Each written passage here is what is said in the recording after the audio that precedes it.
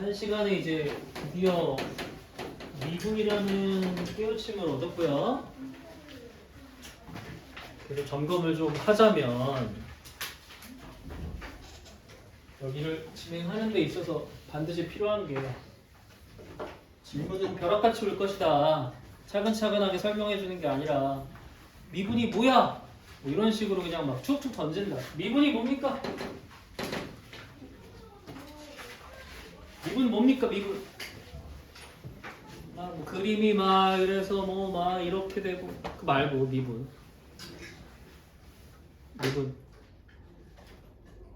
미분.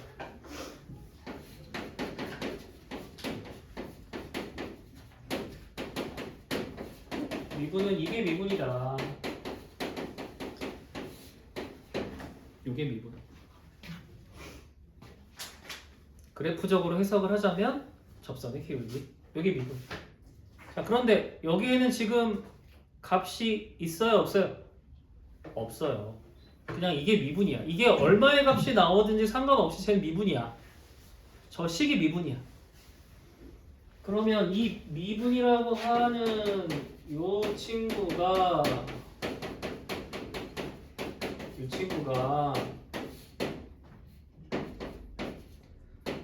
값이 있단다. 수렴한데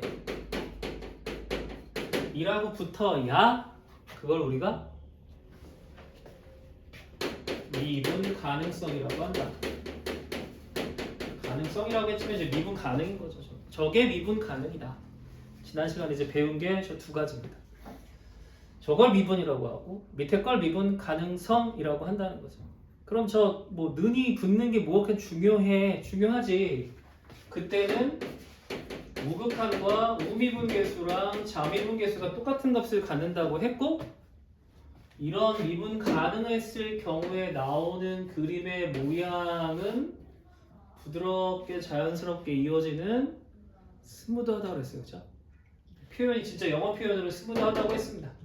부드럽게 이어진다 라고 설명을 드렸고 그러면 이 새로운 개념 배웠으니까 기존의 개념과 연속성과 연속이다 아니다와 미분 가능이다 아니다 는 사이의 관계성에 대해서 짚어드렸잖아요. 그쵸? 마치 무슨 격언처럼 명제처럼 외워줘야 되는 명제가 하나 있었는데 그게 바로 미분이 가능하면 그럼 꼭 연속이다. 즉 미분이 가능한데 가위표는 나올 수가 없는 거지. 이건 불가능해. 대우가 뭐였더라 그러면? 미분이 가능이면 연속이다니까. 대우는 연속이 아니면 강조하라 그랬지? 연속이 아니면 볼 것도 없이 미분 불가하다. 이번에 이런 느낌인 거죠. 그렇죠? 미분 가능하면 야 연속도 돼야 돼. 연속이 아니야? 그건 미분 가능을 논하지 마. 그냥 미분이 불가야. 그럼 나머지 하나 있잖아. 이건 안 된다고 했으니까 나머지 하나. 야 한복 그리기는 되는데 미분이 안 된대. 라는 건 어떤 그림? 그래, 뾰족점을 갖는 그림에서 뾰족점이 생기는 곳에서는 한복 그리긴 되는데 미분 가능하진 않아. 이걸 파고들 것이다. 그럼 우리가 배우는 거는 굉장히 스무드한 그림이니까 미분 가능한 그림을 배울 텐데 그럼 또 문제를 위해서 시험을 위해서 저 뾰족 그림이 굉장히 많이 나오겠죠. 당연한 얘기고 뾰족점이 생기는 그림 어떤 식입니까? 우리가 아는 대표적인 아이가 절대값. 그래서 여기 절대값이 많이 나오는 겁니다.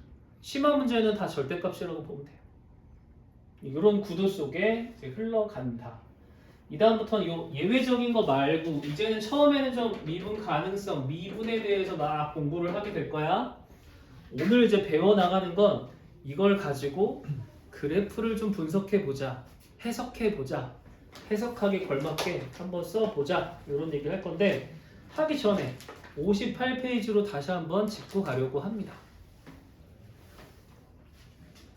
역시 지금도 이거 필요하죠. 미적분어는 조금 여유가 있잖아요. 그러니까 이건 대수보다는 좀 여유가 있는 대신에 얘도 마찬가지인 게 그냥 딱 봤을 때 무슨 생각이 드냐에 초점을 맞춰야 돼. 그리고 그 생각이 좀 나야 되고. 자, 58번의 대표 유형 봤습니다. 딱 봤더니 무슨 생각이 납니까? 뭐 이런 거지. 아무 생각도 안 납니다. 그리고 솔직히 말해서 이게 왜 미분 문제인지도 모르겠어요. 왜? 생긴 것만 그대로 보시면 무슨 문제 같아요? 극한 문제예요, 그냥. 이게 왜 미분에 들어오는지 모르겠어. 5, 4, 3, 2, 1, 마이너스 5. 그리고 니네도 느끼겠지만 지금 막 쓴 거죠? 무슨 맥락이 있는 건 아니야. 그냥 막 써버려서 막. 그러니까 기억을 할 게 그런 측면인 거지. 이게 왜 미분 단원에 나왔을까요? 아무리 봐도 극한인데. 극한 문제 아닙니까? 이렇게 생각을 해야 돼요. 그러면 우리가 이걸 미분으로 끌고 가기 위해서 또 앞에 서사를 만들어야 되잖아요. 이러저러한 이유로 얘는 미분이 좋다, 편하다, 간단하다. 이런 거 아니겠어요? 극한으로 사실 풀어도 되거든요. 그러면 이건 어떻게 서사를 만들 거냐? 분자가 복잡해. 복잡하죠? 분자가 복잡하면 우리는 사용하는 방법이 있었네. 분자가 복잡하니까 얘네 분자를 이름을 지어주자고요. 숫자는 빼고 이름 지어주는 사람도 있는데 그냥 다 이름 지어줘도 상관없을 거예요. 이거 안 바뀌어요. 네. 이것도 안 바뀝니다. 나 이거 이름 지어줄 건데 보통 문제에서 FG를 많이 쓰니까 그냥 편의상 내가 H라고 쓸 거야. 그럼 이거 HX야 맞니? 이름을 지어줬잖아, 그치? 자, 여기다가 1 집어넣으면 얼마죠? H1이 얼마예요? 0이에요. 사실 그럴 수밖에 없는 게 이거 X가 1로 가면 얘 얼마로 가요? 0으로 가잖아요. 이게 값이 있으려면 얘도 0으로 가야 돼요. 그래서 얘는 자연스럽게 H1이 0이라서 내가 H1 써도 상관없죠. 0이라면서 옆에 붙여주는 거지. 아, H1이 0이라서 써도 돼요. 같은 식이라는 거예요, 이게. 아니, 그럼 이게 뭡니까? 여기 X 그대로 쓰고 여기 1 그대로 썼으니 뭐예요? 이게 미분이라는 거죠. X도 1로 가니까 둘 다 1로 가서 1에서의 미분이 됩니다. 그럼 우리가 이제 할 일은 요식 미분에서 1 집어넣으려고. 이거 미분한 원미분의 미분은 얼마야? 5 내려오고 X의 4제곱이야, 그지? 네. 근데 X에다 1 집어넣었으니까 5고 얘는 4, 얘는 3, 얘는 2. 이거 미분하면 1이야. 이거 미분하면 0이고. 이게 바로 H'1이라서 우리가 찾는 답이다. 자, 그럼 어떻게 작동한다? 서사는 어떻게 만들어? 야, 복잡한데? 그럼 이름 지어줘. 그러면 미분을 이용할 수 있어. 그럼 당연히 얘는 구조상 극한 쓸 때는 이 방식을 안 가르쳐 줬겠죠. 미분을 안 배웠잖아요.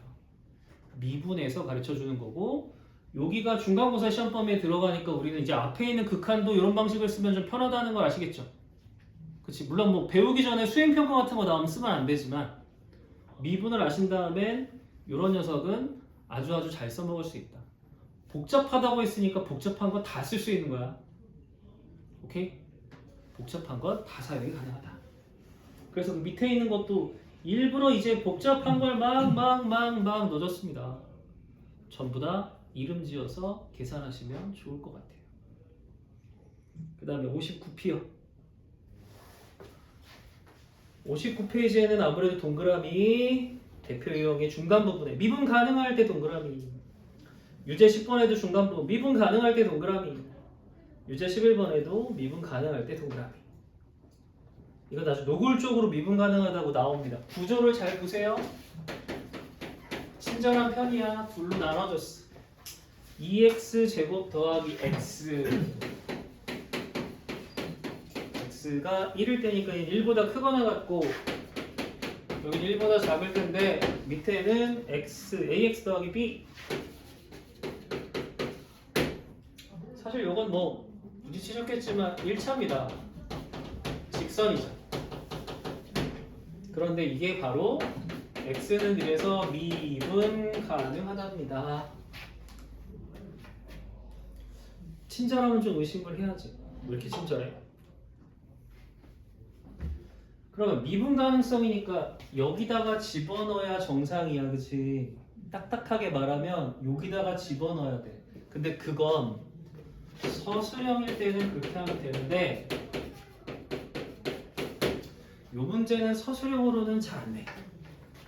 그래서 그냥 간단하게 처리하고 가자. 대신 친절한 이유는 숨겨놔서 그래. 바로 미분 가능하면 우리 못 따라와야 된다고 배웠다고? 연속이라고. 문제 어디에도 연속 얘기가 없잖아. 저 연속이 따라오는 얘기 때문에 나온 거야. 그 얘기를 숨겨놓은 거지. 친절한 척 하는 거야. 미분 가능이야. 이것만 쓰면 될 것 같아. 아니야. 미분 가능도 써야 되고 연속도 써야 돼. 그리고 방금 말했죠? 서술형이면은 저 리밋에다 집어넣어야 돼. 리밋이 나와야 돼. 미분이라고 하는 설명이 나와야 되거든. 하지만 객관식이나 단답형일 때는 굳이 저기다 집어넣을 필요가 없어. 너무 복잡해. 그럼 어떻게 처리할 거냐? 이런 거다. 이 상황에 1이라는 걸 양쪽에 집어넣어서 똑같이 나온다는 게 바로 연속이야.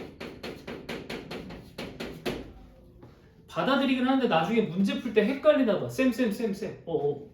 여기는 1이 안 들어가는데 1 집어넣는 게 맞아요? 사실 지금 극한을 얘기하고 있는 거야. 괜찮아. 그냥 집어넣는 느낌이야. 이 식에다가 F에다가 집어넣는 건 연속이야. 그럼 그 다음에 어떻게 할 거냐? 저 모양 본따서 미분도 만들자. 모양을 본따서 만드니까 얘는 미분하면 얼마냐? 4x 더하기 1이 된다. 미분하면 얼마니? a가 되거든. 그럼 여기도 똑같이 1을 집어넣어가지고 둘이 같다더라 라고 하는 게 이게 미분 가능성.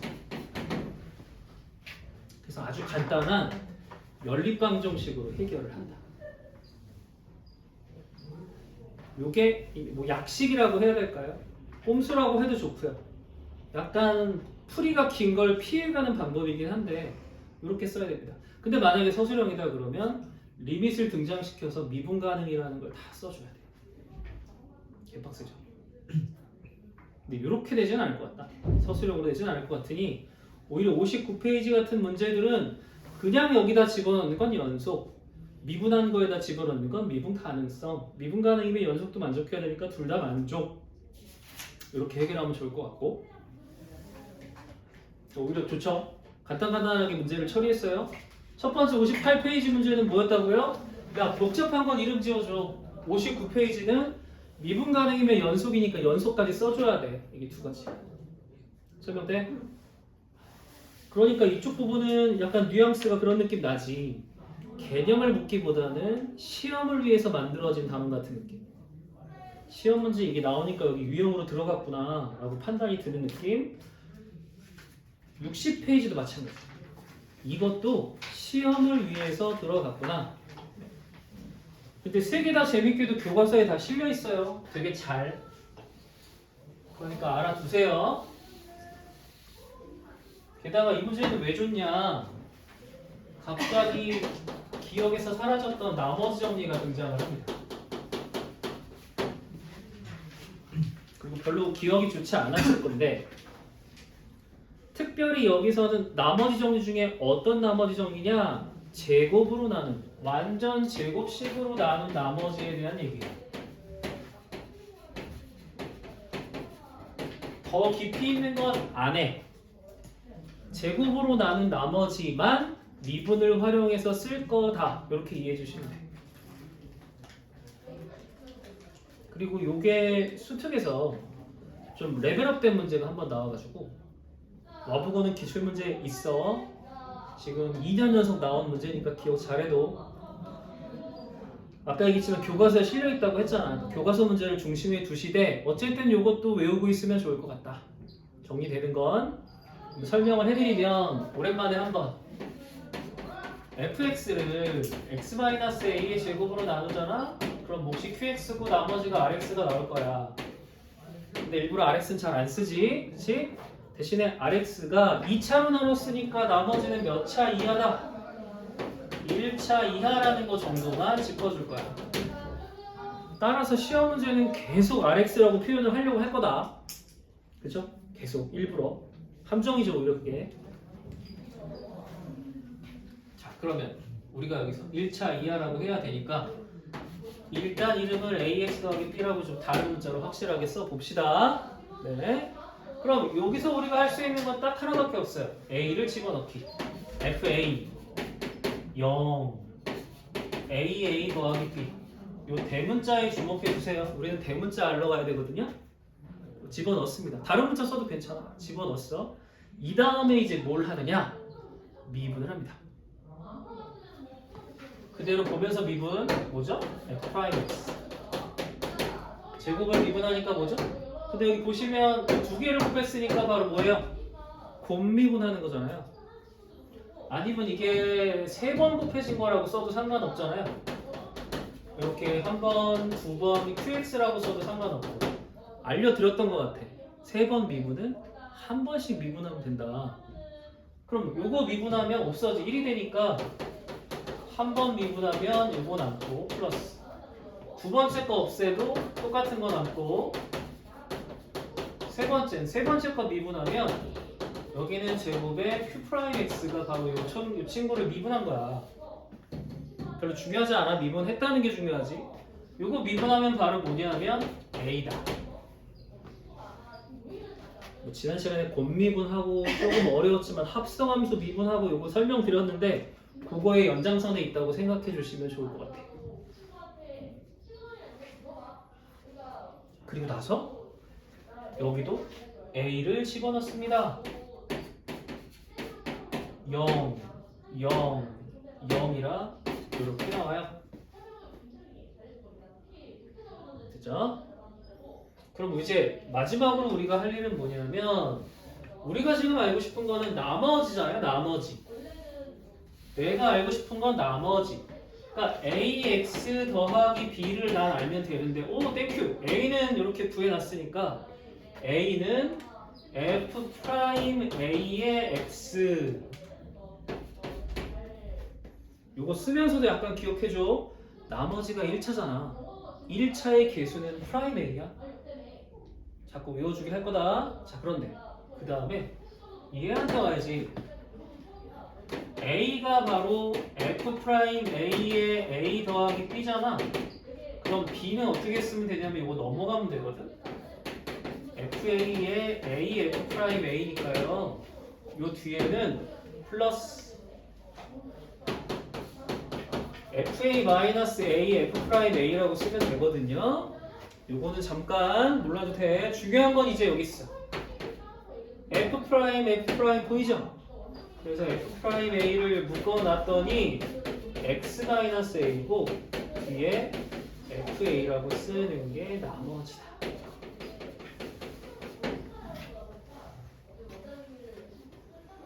자, 식으로는 우리한테 뭐 와닿는 게 없잖아. 근데 이걸 이제 어떻게 외울 거냐? 어떻게 외울 거냐? 어떻게 외울 거냐? 문자를 바꿔봐야 얘네가 외워지기가 좀 편하겠지. X-A가 있대. X-3의 제곱으로 나누고 싶네. 그럼 나머지는 어찌 생겼다고? 이런 거야. 이런 식이야. 완전 제곱식으로 나눴을 때야. 그럼 너희들이 할 일은 뭐냐면 X 빼기 3으로 제곱으로 나왔으니까 X 빼기 3을 먼저 써. 그리고 개수에 그 녀석의 미분한 거를 쓰는 거야. 그리고 뒤에 G3을 더하면 저게 나머지야. 제곱으로 나눌 때. 많이들 헷갈리는 게 이걸 먼저 안 써서 많이 헷갈려. 여긴 기억을 잘 하더라고. 근데 그게 먼저 와야 돼. 제곱이라 그 녀석이. 똑같아. HX가 있는데 X 더하기 1의 제곱으로 나누고 싶어. 2차잖아? 나머지 1차거든. 나머지가 바로 뭐냐면 X 더하기 1의 제곱이니까 X 더하기 1을 먼저 써. 그리고 개수는 그 녀석을 미분한 다음에 마이너스 1을 집어넣은 녀석이야. 상수한 부분은 마이너스 1을 더해주면 이게 나머지야. 되니? 먼저 쓰는 걸 좀 생각을 해야 돼. 그래야 기억이 날 거다. 그래서 fx를 x-a의 제곱으로 나누면 뭐라고? 누구부터 써? x-a부터 써. 먼저 개수는 f'a야. 뒤에 fa를 더하렴. 이러면 나머지가 돼. 이게 정리된 녀석이고 필요할 때 갖다 쓰면 된다. 이거는 증명하는 건 거의 잘 안 나오고요. 갑자기 여기처럼 그냥 툭 튀어나와요. 됐어요? 됐나요? 그러니까 이 앞에 있는 건 별로 그렇게 기억하실 필요 없고 이 부분에서 이 녀석, 이 모양, 이것도 잘 기억해줘. 이 모양이 또 쓸 때가 있어. 이게 지금은 나머지로 보이는데 나중에 이게 또 쓴다. 잘 기억해. 이건 필요 없겠고. 그러면 이 표의 연장선에 있는 걸로 한번 예제를 써보자. fx 대신 gx 대신 hx 대신에 어떤 식을 다음처럼 주겠다는데 이 친구가 있습니다. 근데 얘를 x-1로 나누고 싶어요. 그럼 나머지는 어떻게 생겼게요? 나머지는 먼저 x-1을 먼저 쓴다 했죠? 나머지예요. 이 자리에는 뭘 쓰냐면 너를 미분을 한 친구한테 1을 집어넣는 거죠. 여기다가 1 집어넣어주면 a 더하기 4가 개수고요. 뒤에 마지막으로 원래 식에다 1을 집어넣은 값을 뒤에 더해주면 이 자체가 나머지예요. 근데 문제에 뭐라고 나오냐? 나누어 떨어진대. 나머지가 얼마래? 0이래. 이게 0이래요. 분명히 x가 들어있는데 0이래. 그럼 요것도 0, 요것도 0이 돼. 이것도 확장해볼게. 이거 아직 살려있지? 나머지 살려있다. 나머지인데 나머지가 0이야. 제곱으로 나눴더니 나머지가 0이야. 그럼 너도 0, 너도 0이야. 맞아? 맞아? 이래? 그럼 이것도 확장이 되네. 제곱으로 나눈 나머지 가르쳐줬는데 그 중에서 나머지가 0이야. 특히 0이야. 그렇다면 f'a도 0이고 fa도 0이네 라고 쓸 수 있다. 이것도 많이 쓴다. 그래서 이거 0이야. a가 마사야. 집어넣어주면 b는 3이야. 계산이 가능하다. 나머지 모양만 찾아줘. 또 있어. x 5제곱 마이너스 1이래.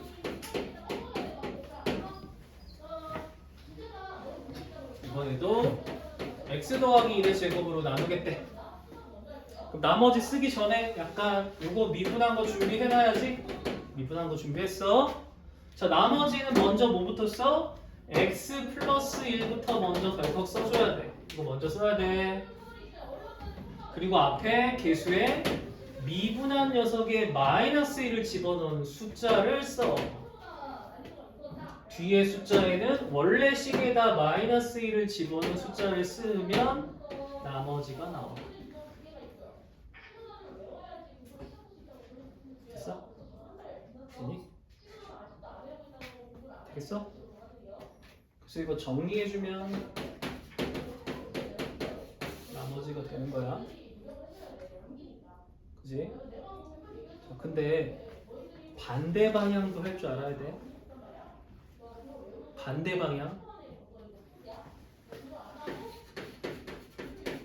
fx를 x 더하기 1의 제곱으로 나눴다? 그랬더니 나머지가 4x 더하기 6이래. 반대 방향. 아, 그러면 요게 바로 f 프라임 마이너스 1.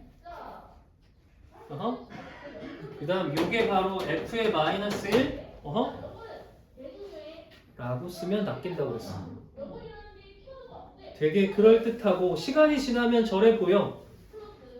그런 거 같은데 아니지. 왜 아니냐 하면 너희가 여기도 습관을 만들어야 되는 게 제곱으로 나눴지? 나머지가 있지?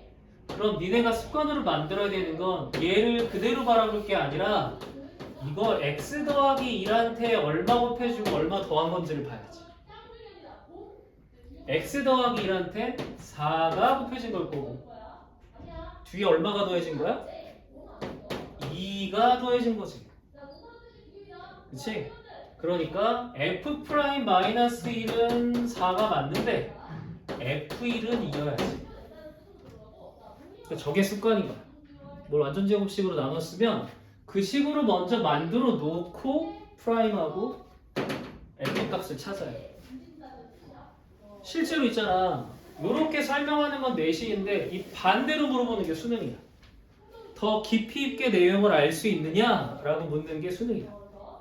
그러니까 이거 내용 기억하시고 반대도 좀 잘 진행할 수 있도록 해주시면 좋다. 이건 오로지 제곱으로 나눴을 때만 쓴다. 나머지 형이 딴 거는 별로 그렇게 많이 강조 안 하니까 부담 갖지 마시고 제곱으로 나눴을 때만 쓰니까 외워주시면 좋을 것 같다. 됐죠? 설명되죠? 자, 도함수의 활용 1, 2, 3 중에 이제 1로 갑니다.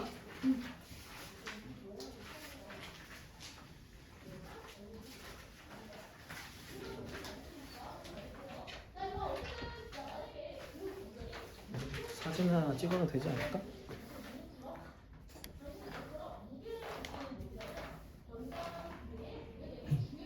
이게 사진이 아닌가?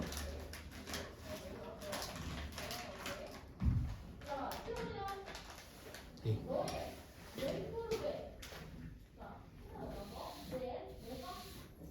활용은 크게 1, 2, 3으로 나눠져 있습니다. 어떤 책에서는 2개로 나누기도 하는데 어디나 동일하게 나눠주는데요. 활용 1, 2, 3으로 나눴을 때 첫 번째 활용은 그냥 무조건 접선이야. 왜냐하면 미분이 접선의 기울기라 그냥 첫 번째 활용은 무조건 접선이다. 그러니까 접선이 곧 미분이야. 이렇게 생각해도 괜찮아. 그래서 얘는 활용이라고 하기에는 그냥 이게 미분 자체야. 그 다음에 두 번째, 세 번째가 활용인데 얘네들은 공통점이 뭐냐면 그래프야. 복잡한 함수의 그래프를 그릴 것이다 라고 생각하시면 된다. 그래서 그래프를 어떻게 찾을 거야? 이거 생각해 주면 좋을 것 같아요. 그럼 저 그래프를 좀 생각해 본다면 이 구조만 한번 짜볼게. 간단하게 우리가 이런 그래프들을 막 그렸다는 거지. 그래프를 그렸다. fx라고 하자. 그러면 요렇게 올라가는 이런 지점들 원빈아 그냥 이거를 뭐라고 부를까?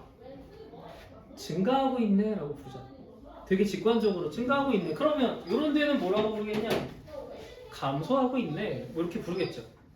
그림에 있는 내용이야, 그지? 그때 그러면 야 이게 증가도 하고 감소도 한다. 증가 감소한다. 직관적으로 설명이 가능하다. 그럴 때 증가하는 곳에서 접선의 기울기를 조사했더니만 플러스다. 감소하는 곳에서 접선의 기울기를 조사했더니 마이너스야. 이걸 보고 싶다는 거지. 따라서 fx의 증감을 누구로 조사할 거냐? f'x로 조사하는데 f'x가 f가 증가하면 프라임 x는 플러스 9를 갖고 네가 감소하면 얘는 마이너스 9를 갖는다로 원래 fx가 증가 감소하는 걸 찾겠다. 논리는 이렇게 되는 거야.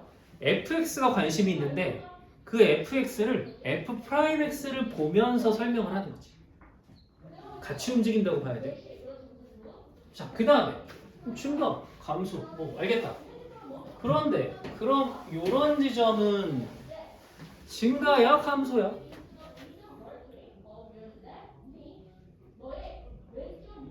증가하다가 뭔가 막 딱 정상에서 멈춰섰어. 이제 감소하는 걸로 바뀌어. 여기도 그런 거 있겠다. 감소하다가 지하에서 다시 증가하는 걸로 바뀌는 구간이라 바뀌는 곳이 있잖아. 저런 데는 그럼 증가야, 감소야? 그 다음에 또 하나. 그래프 중에 이런 그래프도 있거든. y는 x세제곱을 그리면 이게 0 주변에서 증가를 하다 말고 잠깐 요거처럼 내려올 것처럼 불다가 다시 증가를 하거든. 3차 함수는. 그럼 이 녀석은 증가야 감소야 라고 질문했을 때 이거는 증가하다 말고 잠깐 멈추는 느낌이니까 이건 증가라고 부르기로 했어. 쟤는 증가라고 하자. 애매하잖아. 증가하니까. 그런데 요거는 증가야 감소야? 말할 수가 없다는 거지. 말할 수가 없다는 거지. 왜 우리가 이렇게 쓰면 여기 1사분면이라는 거 세상이 다 알잖아. 그럼 요 라인에 있는 거 몇 사분면이야? 말할 수 없지. 그치? 그거랑 비슷한 개념인 거야. 얘는 증가랑 감소가 아니니까 그러면 이름을 하나 만드는 건 어때? 그렇게 생각을 한 거야. 그래서 얘는 이 친구 있잖아. 요 주변에서는 제일 커. 로컬리 제일 커. 야, 로컬에선 얘가 짱이야. 마찬가지 얘도. 이 로컬 쪽에서는 얘가 제일 작아. 전체적으로 봤을 때는 아닌데 요 로컬리 얘가 크고 얘가 작아서 그런 녀석을 우리가 극대와 극소라는 말을 쓰자. 이 극값이라고 하는 거는 영어 번역을 그대로 한 거라 의미가 없어. 익스트림이야, 익스트림. 그래서 그냥 번역만 한 거야. 근데 영어에서도 더 좋게 뭐라고 하냐면 그 로컬이란 말을 내가 쓰는 게 아니라 영어책 그대로 있어. 이게 진짜 로컬리 가장 큰 거야. 로컬리 맥시멈이야. 그러면 로컬리 맥시멈이니까 이걸 어떻게 표현하냐면 요 근방에서 이 fx들은 이 녀석을 알파라고 하면 f 알파 다 밑이야. 니네네 밑이야 라고 쓰면 요게 요런 느낌이네 라는 뜻이다. 로컬리야. 전체 아니고 그걸 우리가 극대라고 하고 로컬리 제일 작은 녀석을 극소라고 하자. 자, 근데 극대를 그럼 프라임 접선 기울기로 보면 보시다시피 증가하다가 감소하면서 바뀌지 않아? 그러면 증가하는 플러스니까 얘가 플러스 가다가 마이너스로 바뀌지 않니? 근데 니네도 알다시피 플러스 갔다가 마이너스로 바뀌려면 누굴 거쳐가야 돼? 당연히 0을 거쳐가야지. 플러스에다가 갑자기 마이너스 있는 건 아닐 거 아니야. 0을 거쳐가야지. 지금 보시다시피 너의 접선의 기울기는 0이다. 0은 바로 x축하고 평행한 녀석이다. 거쳐간다. 그럼 이제 모양을 아시겠어? 그림에서 극대는 로컬리 이 녀석인데 그게 미분 입장에서 어떤 그림이야? 플러스였다가 마이너스로 가는데 중간에 0을 거쳐가 이거 극대야. 이렇게 설명한다는 거지. 그림은 여기 그림인데 설명은 이걸로 한다는 거야. 그게 어려워. 그럼 당연히 극소는 마이너스 감소하다가 플러스로 바뀌는 걸 말하는데 중간에 누굴 거쳐가? 0을 거쳐가겠지. 그치? 그러니까 얘도 x축하고 평행하게 접선의 기울기를 갖는 녀석일 거 아니야. 저런 걸 극소라고 하지. 이름 짓는 거야, 이름. 네, 이름. 저걸 왜 극대라고 해요? 이름이 극대라고. 저렇게 쓴다고. 자, 근데 조금 처음에 이제 개념이니까 나중에 할 거니까 그러면 중간에 0이 껴야 되나 보다라고 생각하기 쉽잖아? 근데 아닌 것도 있다. 아까 미분이 불가하던 거 하나 생각을 해봐. 우리한테 되게 유명한 뾰족점 생겼죠? 이거 미분이 불가하거든요. 그런데 요 점만 생각해보면 얘는 어때요? 주변에서 가장 로컬리 가장 낮아요. 로컬리 가장 낮은 걸 뭐라 부른다고요? 극소라고 부른다고 했잖아요. 요것도 극소다. 아니 쌤 여기는 이쪽이랑 기울기가 갑자기 달라지는데요. 미분이 불가한데요. 요 극대극소는 미분하고 상관이 없어. 알겠니? 이거는 미분이랑 상관없이 값이 그냥 제일 작으면 극소야. 그러니까 얘는 요 지점은 어떤 일이 벌어지냐면 이쪽 기울기가 음수죠. 여기는 1이 돼서 양수로 바뀌었거든요. 근데 중간에 0을 거치지 않아요. 갑자기 마이너스 1이었다가 플러스 1로 갑자기 변하죠. 그래도 극소예요. 뾰족점도 극소예요. 미분이 불가해도 극소일 수 있다고요. 그러니까 극소를 따지는 방법은 부호 변화가 생기냐가 중요한 거죠. 됐죠?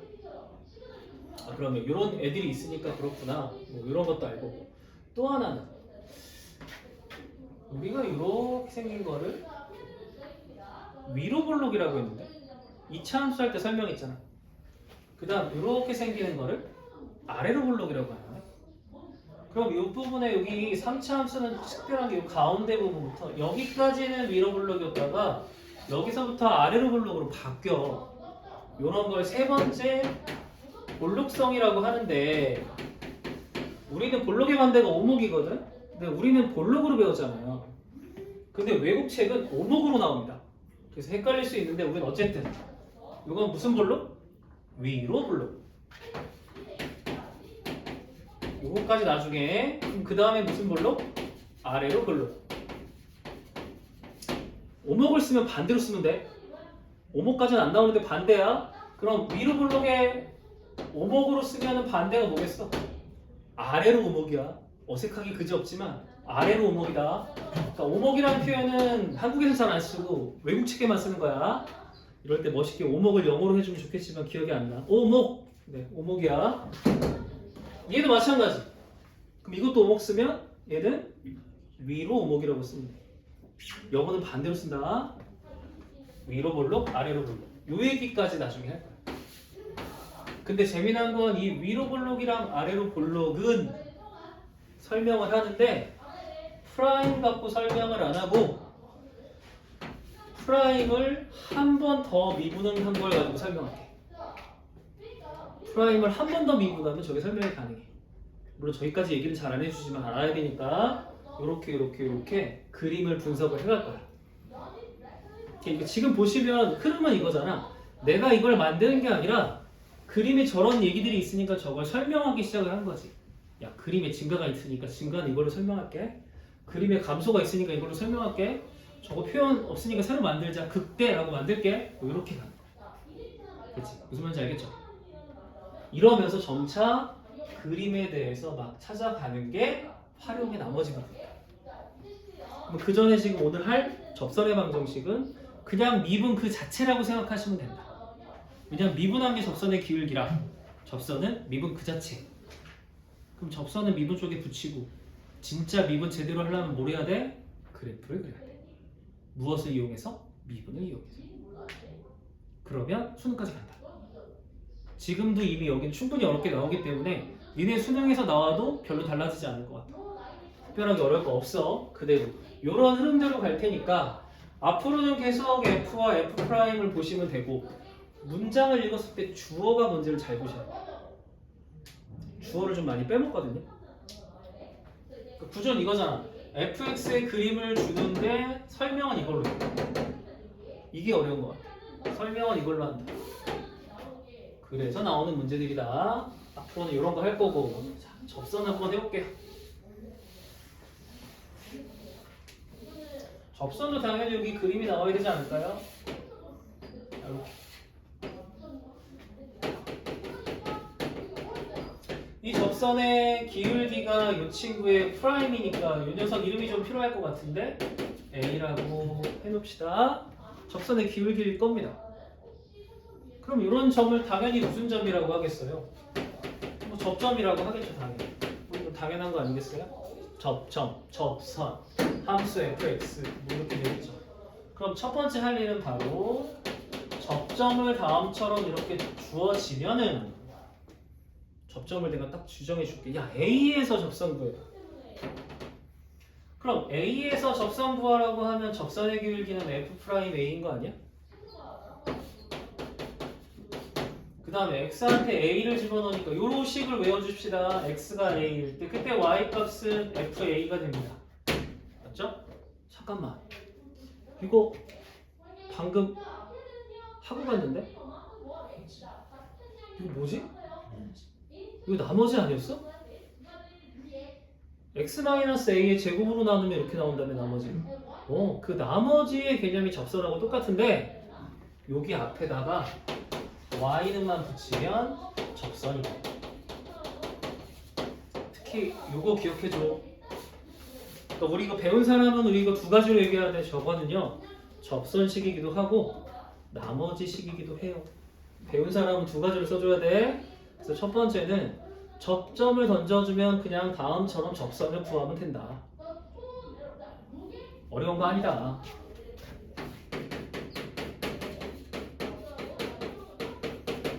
fx 던져주고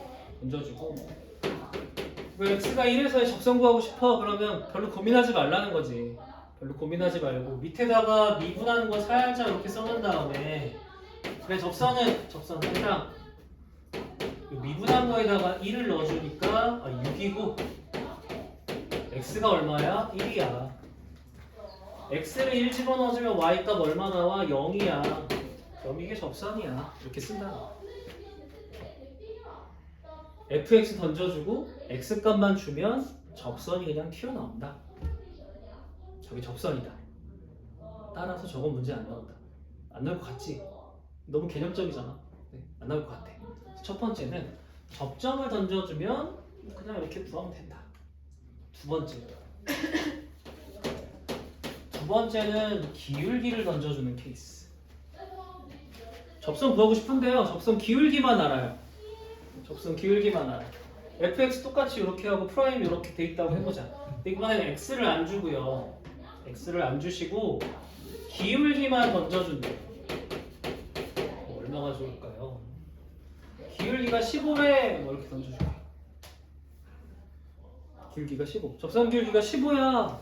그럼 딴 거 없잖아. 미분한 녀석이 15라는 얘기일 거 아니야. 접선 기울기가 미분이라면서. 그래서 여기서 x를 열심히 구할게. 그런데 이때는 문제가 있지. 왜? 접선이 15라고 하면 어떤 때는 기울기가 2개 나올 수도 있는 거 아니야? 같은 녀석이? 그러니까 접선 구하라고 하면 있는 걸 다 구해야 되잖아. 여기도 어때요? x가 2일 수도 있고 마이너스 1일 수도 있대. 2개 나오지? 그럼 2개 각자의 기울기를 구해내면 되겠다. 그럼 흐름이 약간 어때요? 기울기 나오면 기울기에서 x 값을 찾아내주고 그걸로부터 1번에서 썼던 식으로 구하면 되겠죠? 다만 접선이 여러 개 나올 수 있다. 2번 문제도 1번하고 다를 게 없다. 그치? 1, 2번 묶어서 생각하면 될 거야. 이게 접선이다. 처음엔 접선 얘기가 나온다. 그 다음 이제 세 번째가 중요하네. 아무래도 세 번째를 문제로 많이 내. 왜? 1, 2번 너무 쉬워. 너무 개념적이야. 그러니까 문제 풀어내면 그냥 끝나. 세 번째는 바로 뭐냐면 외부점을 줄 때. 1번하고 비교하셔야 되겠죠? 그렇죠? 1번은 무슨 점을 줄 때? 접점을 줄 때. 세 번째는 외부점을 줄 때. 바깥의 점에서 접점 구하는 거예요. 외부점을 줄 때. 1번은 접점을 줄 때. 67페이지 한번 봐보세요. 67페이지.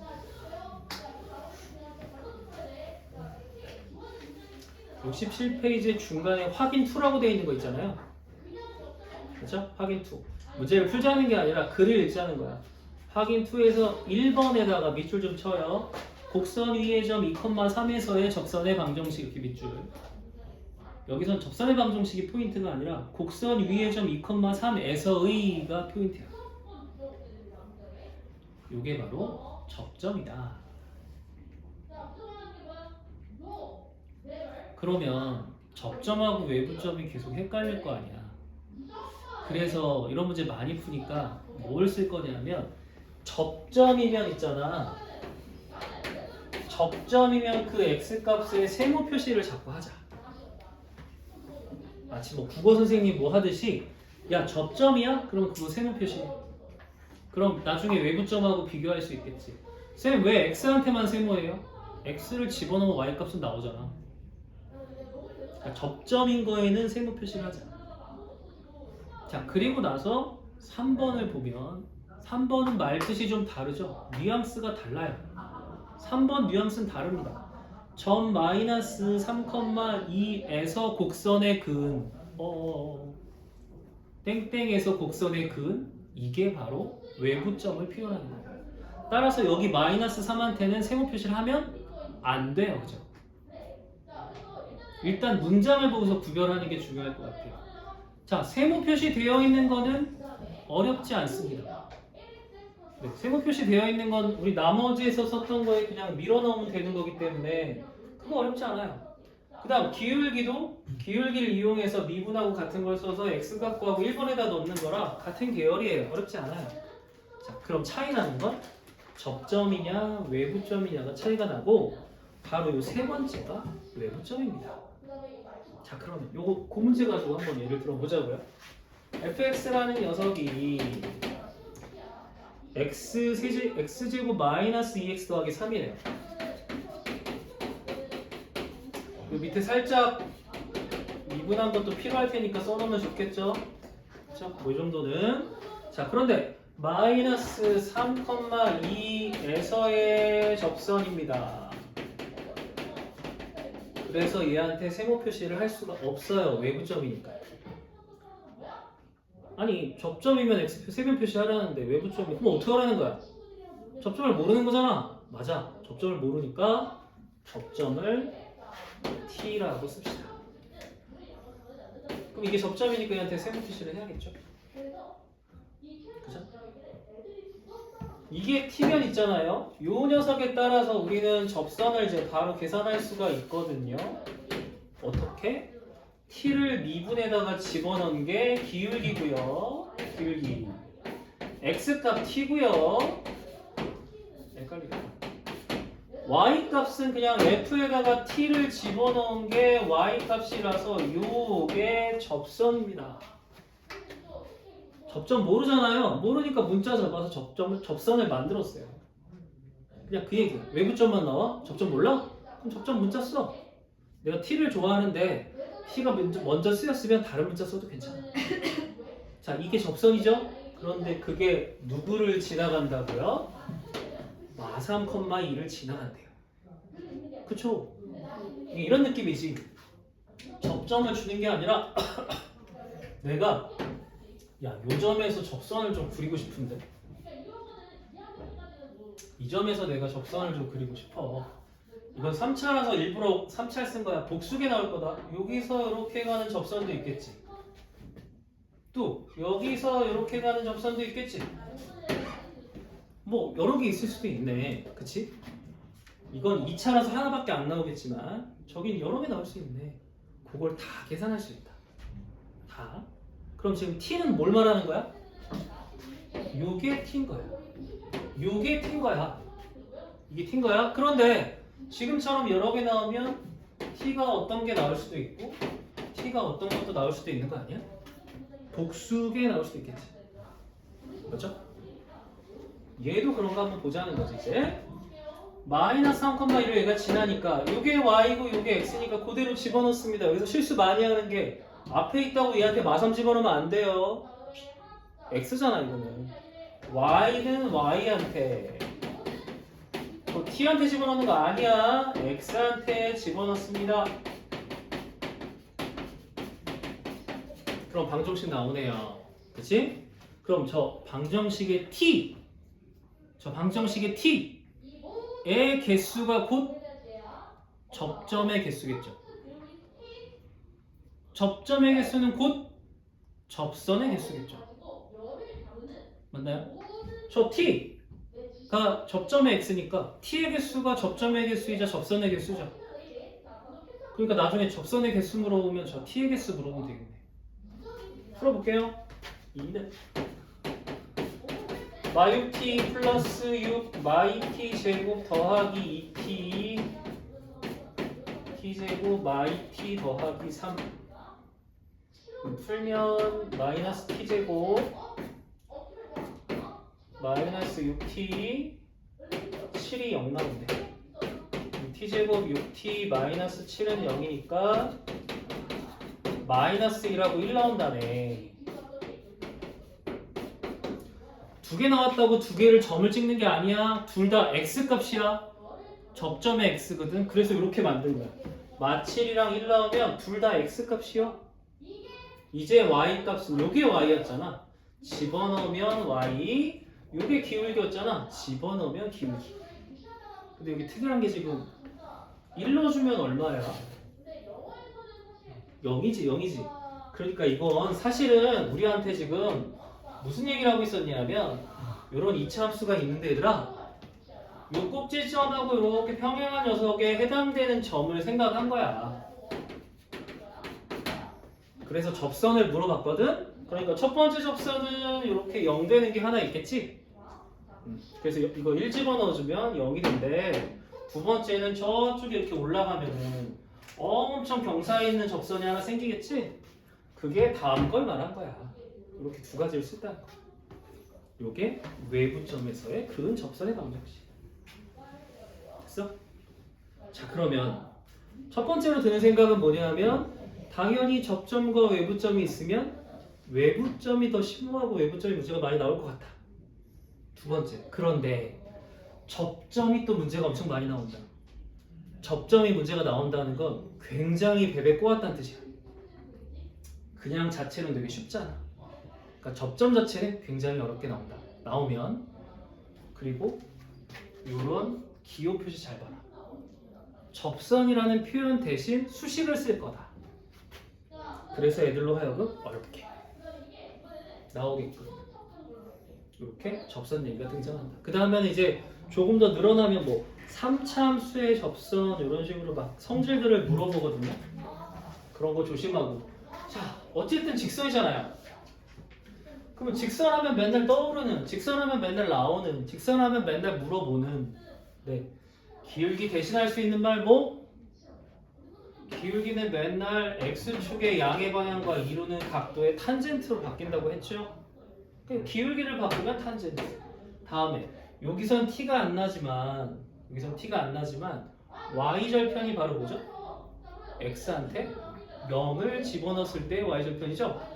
x한테 0 집어넣으면 식이 어떻게 나오냐면 y절편의 모양은 x한테 0 집어넣어주면 fa 빼기 af'a가 y절편이에요.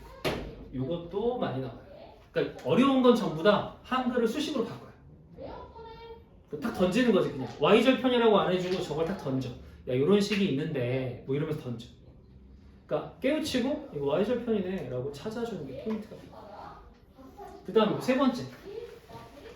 그냥 기울기 주기 좀 뭐하니까 기껏 나오는 게 우리 수직일 때 자극적인 표현으로 이렇게 썼을 때 수직일 때는 두 개 기울기에 곱이 마이너스 1이죠. 그쵸? 그럼 뭐 기울기가 3인 녀석의 수직이면 그 친구는 역수로 만든 다음에 마이너스 곱하면 수직이란 말이야. 뒤집어서 마이너스 붙이면 수직. 기껏 할 수 있는 게 이런 뭐 수직이나 이런 얘기들을 할 수 있다. 문제만 쓸데없이 많아. 접선 어쩌고 저쩌고. 이럴 땐 어때? 이럴 땐 어때? 이럴 땐 어때? 뭐 이런 식으로 나오죠. 그러나 뭐 양이 안 많아서 권하긴 하는데요. 여기서 그래도 신경 써야 되는 건 어쨌든 70페이지가 중요한 것 같아요. 70페이지. 선생님이 해봤는데 68, 69페이지를 같이 푸는 것보단 그냥 70페이지를 두 번, 세 번 푸는 게 더 이득이 났어. 다른 거는 문제를 풀었다는 의미일 뿐인데 실제로 우리한테 도움되는 건 70페이지를 두 번, 세 번 푸는 게 도움이 좀 될 거다. 그 다음에 71페이지에는 페이지의 별표 3개. 자, 개념으로는 이게 다잖아. 그러니까 71페이지는 또 뭐야? 문제를 내기 위해서 만든 파트다. 그러니 공통인 접선은 문제에서 어마무시하게 많이 나올 거다. 양을 줄여주는 방법은 68, 69는 좀 소홀히 해도 괜찮다. 그건 어떤 개념적인 걸로 끝내라. 대신 70페이지를 좀 반복하시고 시험을 위해선 71페이지를 좀 자주 봐라. 출제는 여기서 많이 된다. 접선은 이 두 가지 파트에서 많이 될 거야. 그 다음에 양을 좀 줄였다. 예전 같으면 진짜 무턱대고 다 풀었는데 별로 의미가 없어. 남는 게 별로 없다. 그리고 이걸 접선만 하기 조금 그러니까 여기다가 이제 심어놨는데 살짝 넘어가긴 하는데 꽤 중요해. 그래프를 하기 전에 이제 하고 넘어가기 꽤 중요한 게 이것도 요거랑 좀 비슷한데요. 우리가 연속 한붓 그리기를 배우실 때 배웠던 성질이 하나 있어요. 이름도 찬란한 사이값 정리였습니다.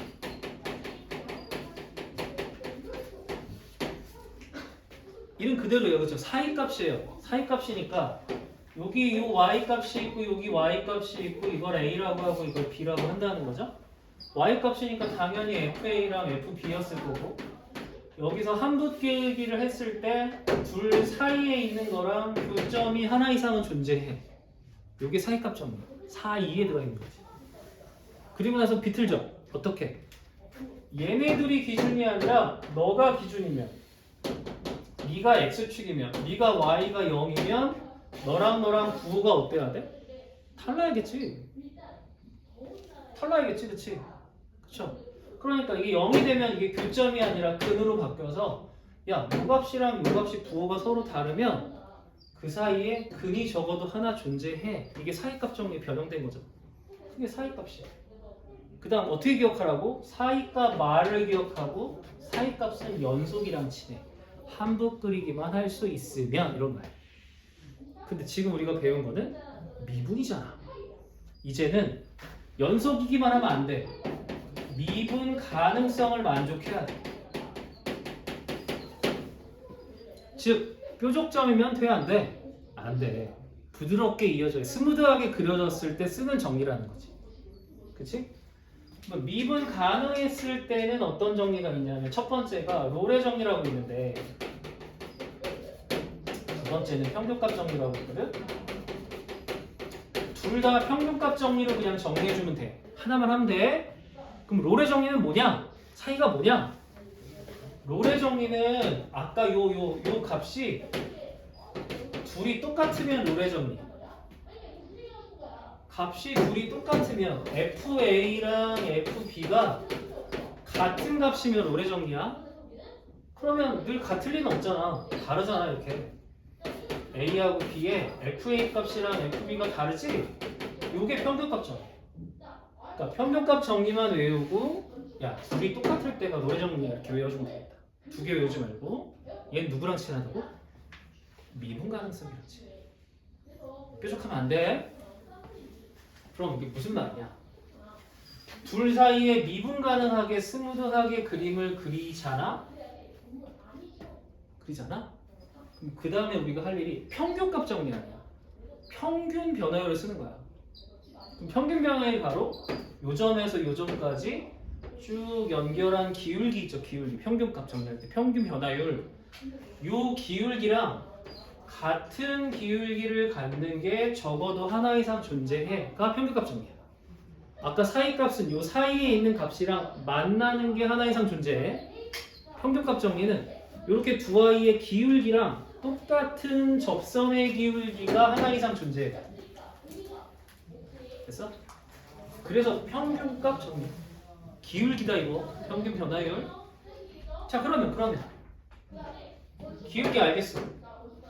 너희들이 같은 녀석이면은 기울기가 얼마야?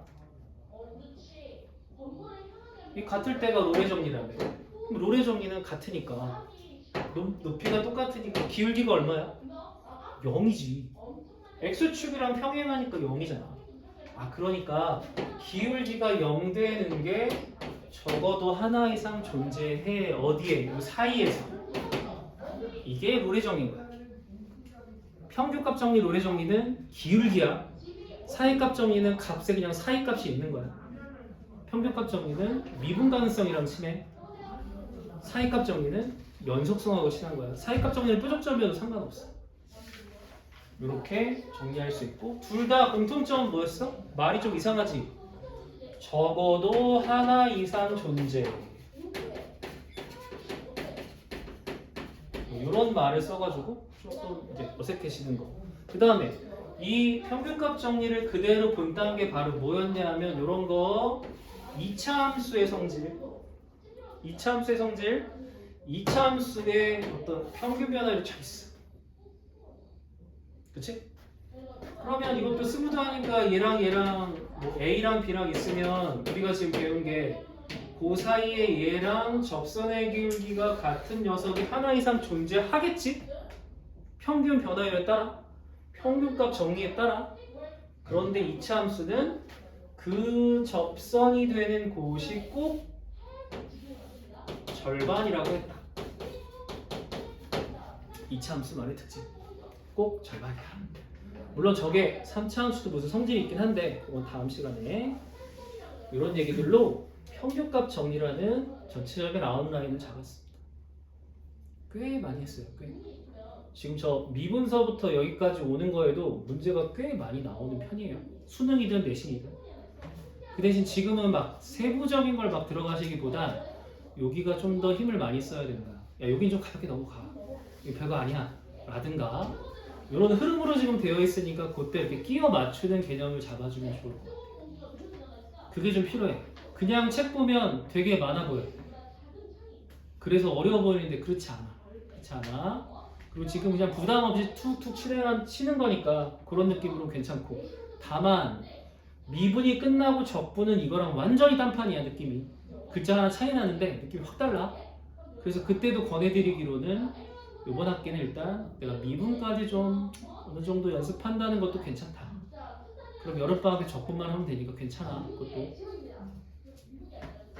잠깐 쉬어라.